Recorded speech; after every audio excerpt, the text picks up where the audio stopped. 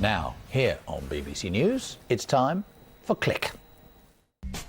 All right, left a bit more. Keep coming. Okay, back a bit. Back. Whoa! No.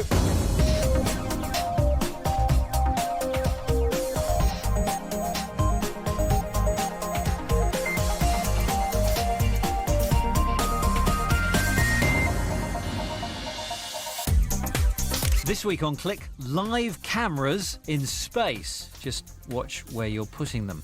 We'll look at the satellites that can watch your grapes grow in real time. And we'll meet the daddy of all robot cleaners to ask where bots go next.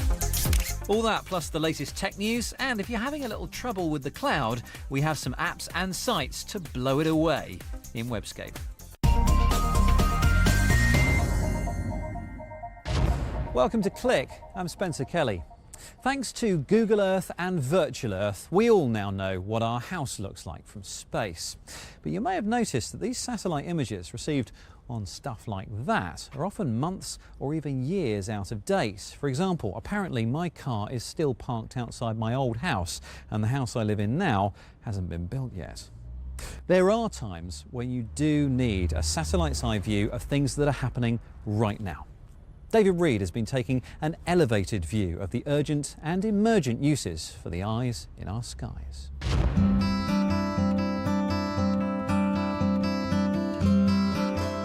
Wine is a delicate blend of tradition and technology. The process at Bordeaux's Château Fayot has barely changed for centuries. The part that connoisseurs rave about happens without fanfare and very slowly, where it always has, in sealed oak barrels.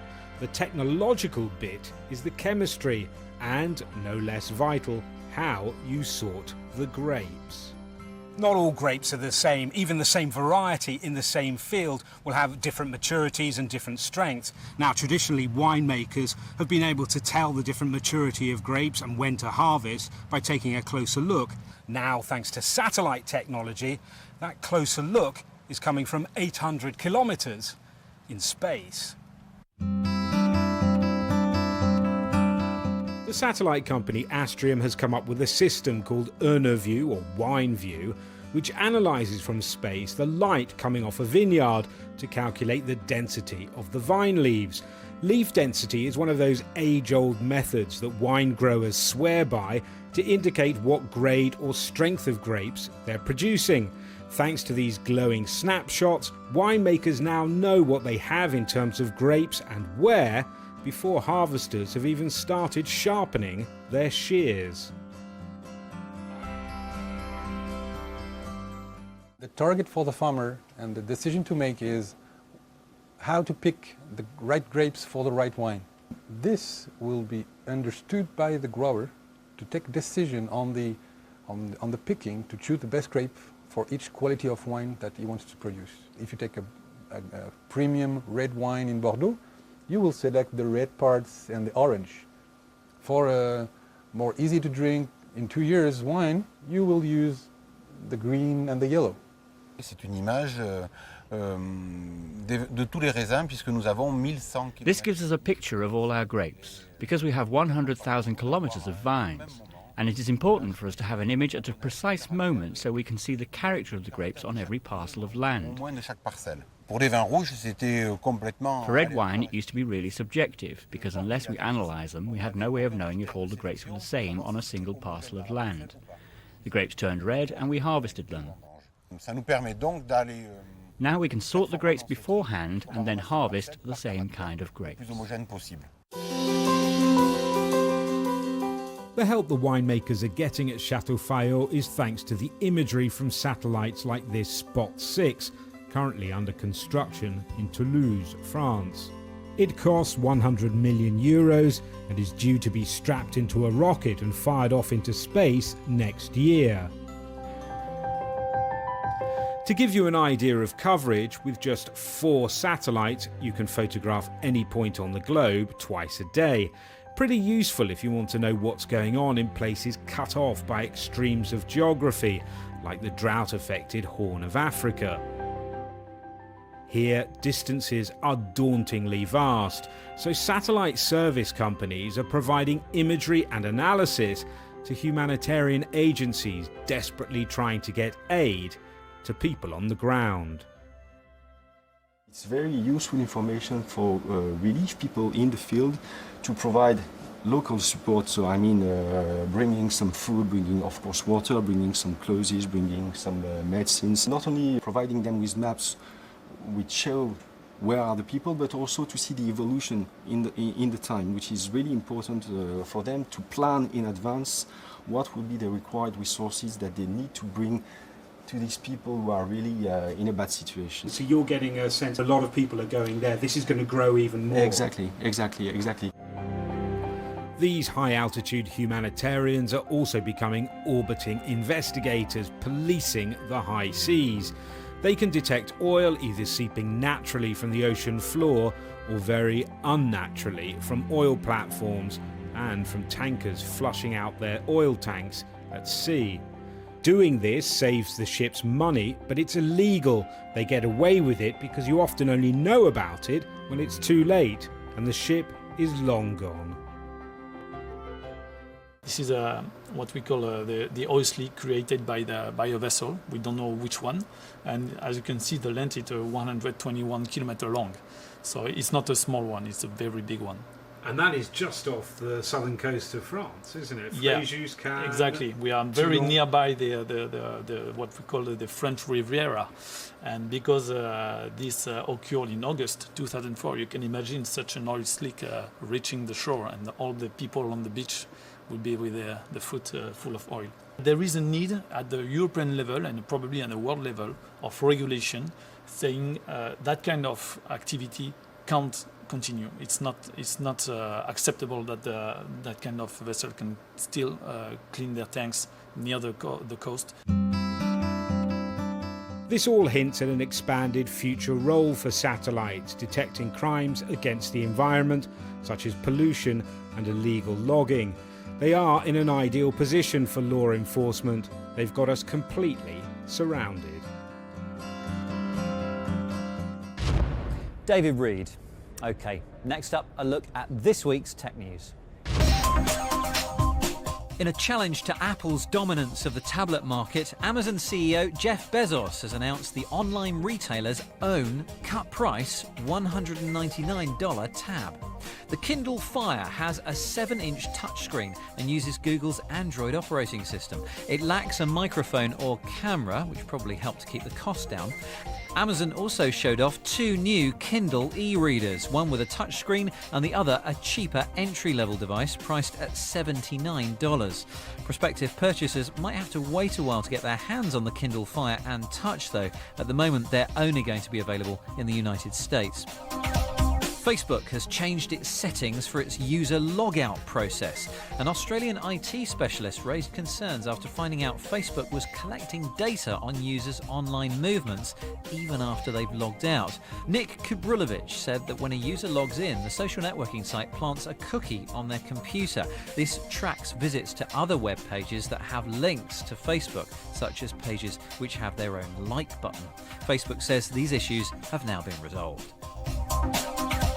And finally, the inhospitable Atacama Desert in Chile is to become a racetrack for Latin America's first rally for solar-powered cars.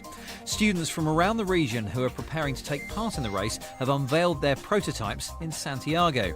This race isn't exactly Paris-Dakar. Most of the vehicles involved have a top speed of 30 miles an hour, with the wind at their backs, but their builders are confident that they can cover 760 miles in 3 days. At least in the desert, parking shouldn't pose a problem.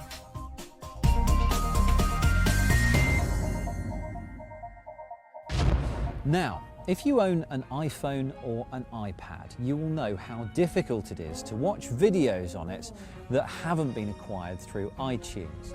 You will also know that once you've used up your storage in your iPhone or your iPad, that's it. Well, these 3 Apple devices are breaking those rules. They're playing videos which haven't been loaded through iTunes. And in fact, they're not even stored on any of the devices at all. They're all being streamed wirelessly from this thing over here, which is called a Seagate GoFlex satellite. Basically, it's a portable 500 gig hard drive with a built-in wireless transmitter. Here's how it works. You get the hard drive and you plug it into your computer, and it behaves just like any external hard drive. You can drag and drop files to it. Unplug it, take it out and about, and switch it on. Now, it runs on a battery that will last about 5 hours. You switch on the Wi-Fi hotspot facility, and then any wireless device that you've got can log on to that Wi-Fi hotspot. Now, at that point, you'll need a special app which you can download from the App Store. That's the thing that allows you to stream the media from the hard drive and show it on the screen. Now, in the best case scenario, this device has enough bandwidth to stream 3 high-def videos to 3 different devices at the same time. And as you can see, it's not doing a bad job at that right here. And if you don't own an iPhone or an iPad, after all, who's got one of those? Then there is an equivalent Android app, so this will work on an Android smartphone. And even if you don't own one of those, if you have a laptop, you can open your web browser and stream the video through the browser to your laptop screen too. Now, if that hard drive is a little too bulky for you, you might like to consider this. This is called a Y drive. It's made by Kingston, and it's pretty much the same idea, but this is a solid state drive, so it's much more robust, but it's also much more expensive. To give you an idea, this can hold 32 gig, that can hold 500, and they're roughly the same price, around $200 US. Now, one advantage of the Y drive is it will act as a gateway to the internet, so you don't have to choose between accessing the portable hard drive or accessing the internet using your Wi-Fi connection on your smartphone. One disadvantage is that this doesn't work when it's charging. So there you go. Next time my mum tells me to stop watching all those videos and go and get some fresh air, I can say, I can do both. And still to come this week, what next for robots? Surely our AI chums should be a bit more helpful around the house by now. And we have a sprinkle of app magic in Webscape. Robots just haven't lived up to the promise of science fiction. Sure, we do have industrial bots which assemble our cars and do other highly repetitive tasks, but they're not autonomous beasts that can kick off their power cords and take over the daily chores, or, fortunately, the world. Well, recently I caught up with a man who is working towards one, if not both, of those goals. Any tech head lumbered with vacuuming must surely, at one time or another, have been tempted by something like this. The robot that keeps your floor clean while you're out, navigating the room and dodging table legs. Not that the company behind this model, iRobot, set out to clean up. Well, I mean, obviously, they did want to make some money, but just not through vacuum cleaners. Founded by 3 artificial intelligence students from MIT, the company develops robots for the military. These all-terrain droids are deployed into dangerous environments, whether that's a combat situation or peacetime rescue missions. So what exactly does a robot used for bomb disposal have in common with one used for dirt disposal? One of the things that you want to assure with a vacuum cleaner is that it will go everywhere on the room. And so as we looked at how do you solve the problem, we looked to work we did for mine hunting. And so that the algorithms in the robot started out in a robot mine hunting program funded by the US government. For the moment though, machines like these are confined to simple tasks on flat floors, and when the terrain is more hostile than the average kitchen, they can't be left on their own. They need to be controlled by humans. Not though through complicated bespoke controllers, but with straightforward off-the-shelf USB models. But Colin hopes that in time that will change. What we will see over the next few years is first practical navigation and mapping. So robots that can go into an environment and create a map that you and I would recognize as a map, and we can label things, and robots will start to understand their environments, understand what the kitchen is, understand what the library is. And that's going to enable a whole host of new applications. Robots are certainly much more mobile these days. In fact, having watched and adapted techniques from the animal kingdom, developers have produced bots which look almost spookily organic. But even as they negotiate the most demanding and difficult terrain, it is the sensor technology which still lets them down. Their inability to judge their environment has led to countless disastrous demonstrations of dexterity. And while even here we've seen recent attempts to increase awareness of their surroundings by aping the animal kingdom, like this robot's cat-like whiskers, it seems that the most research is actually being done by another industry entirely. Machine vision is sort of the holy grail for robotics. We focus on vision for navigation, but the people doing the most work right now from a dollar side are the cell phone people, the mobile computing people, because every phone, every tablet now has a camera on it, and so you can do things with it. So the idea that I have a phone, I can point it at a product, it can recognize the product and tell me about that. That's using the camera and vision, and huge money is going into that, and that's good for us. In fact, right now, with funding for research feeling the economic squeeze, it may be that the technology inside our smartphones and tablets turns out to be at the cutting edge of what's possible. The mobile industry is making a tremendous amount of money. It has the effect that the leaders have some economic gravity-defying characteristics, and the research and development situation in the robot industry is accelerating because we're able to go and take advantage of other industries' advances. In particular, the mobile industry with all the tablets, where we solve voice recognition and voice and video over IP, and we can integrate that immediately into the robots. Colin Angle, co-founder of iRobot. Now, we talk a lot on this program about the cloud, and it is a great solution for people who want to access their apps and their data from multiple computers. But there are some folk who are just not keen on letting go of so much control. But if that sounds like you, Kate Russell has a solution now that lets you hold a little bit of the cloud in the palm of your hand. If you're having trouble trusting the cloud but want access to the same essential apps and tools wherever you go, all you need is a memory stick and portableapps.com. Instead of hosting programs online, Portable Apps is a suite of freeware tools that fits onto and runs from almost any device with at least 512 megabyte of space. All my life I'm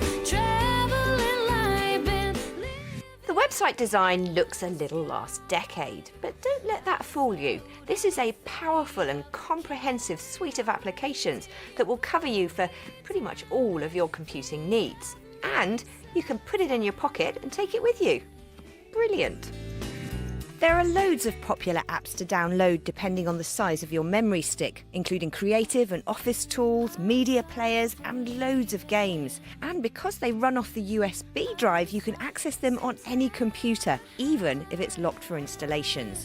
One really good tip if you have a virus-infected PC is to use the Portable Apps ClamWin antivirus tool to clean it up.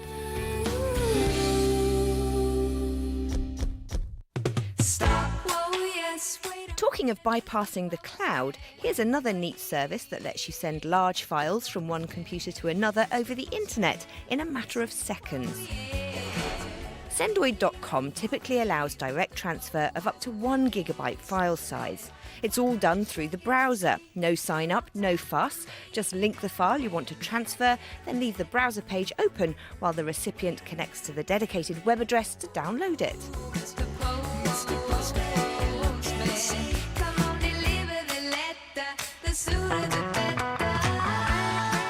The system uses a technology called real-time media flow protocol, which basically sets up a direct connection between two machines. Now, because it's direct, it works super fast. Precisely how fast will depend on your connection. The service is free and secure. The file you're sending never actually passes through Sendoid's servers, as it's travelling person to person. And there's a desktop app you can download if you want to move something bigger.